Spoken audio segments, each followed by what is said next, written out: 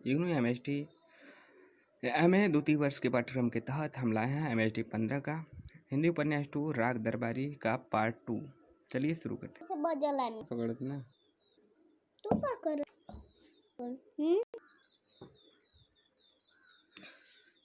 इकाई 2 राग दरबारी में व्यंग।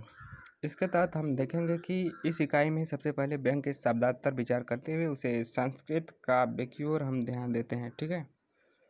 इसके बाद भिन्न अंग्रेजी के सेटायर के समानार्थी के रूप में प्रस्तुत किया गया है। व्यंग के संबंध में यूरोपीय एवं हिंदी के चिंतकों की मान्यताओं को स्पष्ट करते हुए उसके मूलभूत लक्षणों के निरूपण के साथ ही उसकी प्रमुख विशेषताओं का भी विवेचन विश्लेषण किया गया है।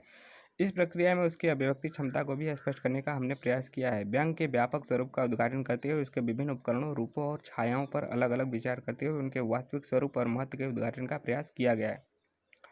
इस प्रक्रिया में हास्य, परिहास, उपहास,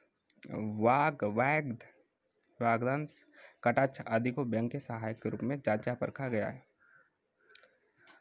आगे चलकर हमने व्यंग की साहित्यिक सामाजिक उपयोगिता को भी रेखांकित करने का प्रयास किया है। इस प्रक्रिया में इस प्रश्न पर भी विचार किया गया है कि व्यंग को साहित्य में एक शैली के रूप में स्वीकार किया जाए या स्वतंत्र साहित्य विधा के रूप में। अब तक की समूची वस्तु स्थिति को देखते हुए तो व्यंग को एक शैली के रूप में ही स्वीकार किया जाना चाहिए, लेकिन हरिशंकर परसाई, शरद जोशी, रविन्द्रनाथ त्यागी, बरसाने लाल चतुर्वेदी, लतीफ़ भोंगी के साथ ही श्रीलाल शुक्ल आदि की बहुत सी व्यंग रचनाओं को निबंध, कहानी, संस्मरण, जीवनी, लघु कथा आदि पूर्व स्वीकृत विधाओं में समाविष्ट करना कठिन है। इसे देखते हुए व्यंग को विधा और शैली दोनों ही रूपों में स्वीकृत कर देना अधिक तर्कसंगत है।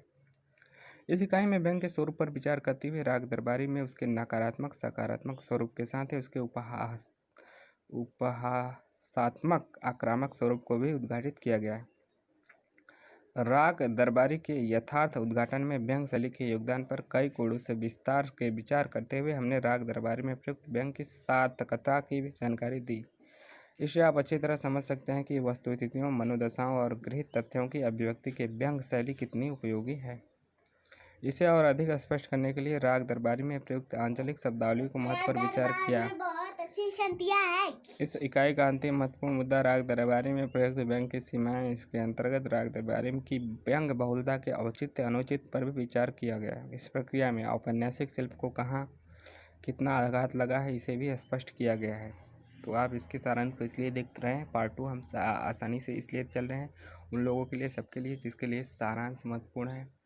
आप पढ़ेंगे तभी से आपको समझ में आएगा, लेकिन सारांश आपके लिए ज़्यादा महत्वपूर्ण हो सकता है कि कम समय में आपका रिवीजन हो जाए। जानकारी अच्छी लगी तो लाइक कीजिए, शेयर कीजिए, सब्सक्राइब कीजिए और अपने दोस्तों इग्नू के पाठ्यक्रम के पढ़ने वाले लोगों के साथ ज़रूर शेयर कीजिए, चाहे MA द्वितीय वर्ष में हो, फर्स्ट ईयर में हो, हिंदी पढ़ने वाले। धन्यवाद।